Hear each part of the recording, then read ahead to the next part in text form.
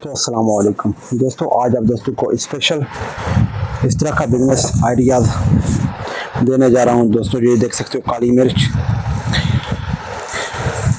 ये किशमिश देख सकते हो दोस्तों, इनादा में देख सकते हो, इलायची देख सकते हो, सब्ज़ इलायची जो छोटी इलायची बोलते हैं, और सौंफ, और इसके साथ काली मिर्च, और इसके साथ साथ दोस्तों चाइनीज साल्ट और रिलेटेड बहुत सारे आइडियाज़ आप देख सकते हो। और इस पे जो है दोस्तों, अगर आप इस चीज़ पे काम करें तो प्रॉफिट मार्जिन आपको इसमें जो है ना 35 से 40% आप दोस्तों को मिल सकता है। और इसके साथ साथ दोस्तों ये भी है कि ये 12 महीने 24 घंटे चलने वाला बिजनेस आइडियाज़ है दोस्तों। जो दोस्त इसी बिजनेस को कर रहे हैं उनको पता है कि ये बिजनेस कैसा चलने वाला कारोबार है और इस पर कितना प्रॉफिट मार्जिन है, और इसमें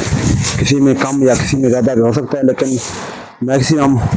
40 से 50% और 35% तक प्रॉफिट मार्जिन है दोस्तों देखें आप जो है ना इस चीज़ पे सर्च भी करें और अपने कारोबार को बढ़ाएं, अपने आमदनी को बढ़ाएं।